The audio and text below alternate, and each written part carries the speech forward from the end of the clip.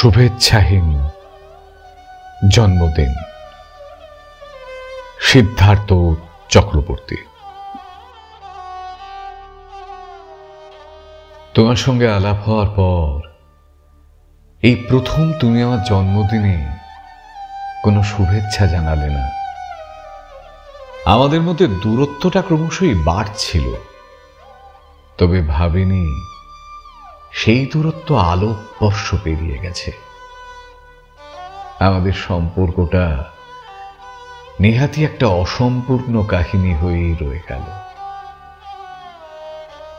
দিনক্ষণের হিসেব আমার মনে না থাকলেও তোমার ঠিক মনে থাকতো।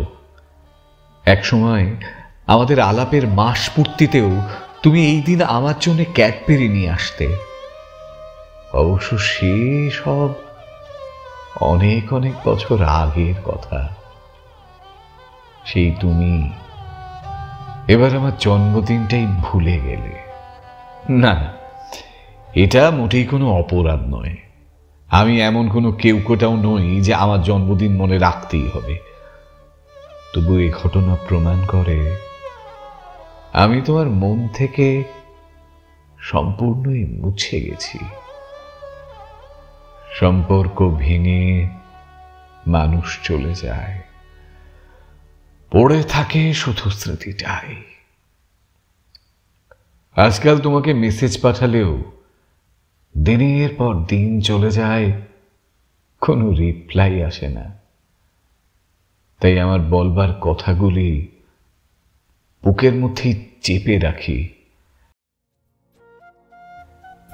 একে অন্যের জন্য কিনে রাখা উপহার আজ দেরাজেই বন্ধ হয়ে পড়ে থাকে।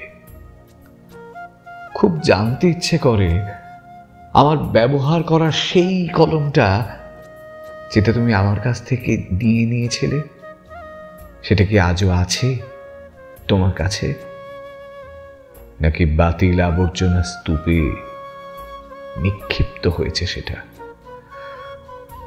তবু তোমায় কোনো দোষ দেব না আমি।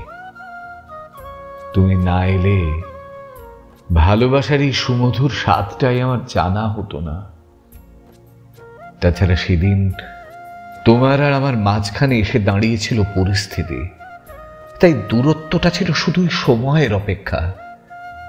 আর এই ভবিষ্যৎটা অনেক আগেই দেখে ফেলেছিলাম আমি, তাই তোমার কোলে মুখ গুজে কেঁদেছিলাম সেদিন।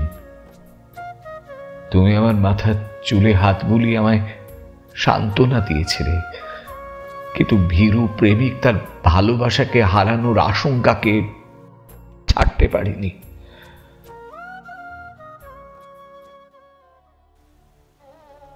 আমাদের সম্পর্কটা ভেঙে যাওয়ার পরেও কয়েকবার দেখা হয়েছে তোমার সঙ্গে, তবে সেই পুরনো তুমিকে আর খুঁজে পাইনি। কারণ আমার প্রতি তোমার মনোভাবটাই আজ পুরোপুরি বদলে গেছে। তাই স্মৃতির পথ ধরে জনারণ্যে নিঃসঙ্গ আমি একলাই হেঁটে চলি, সম্পূর্ণই একলা।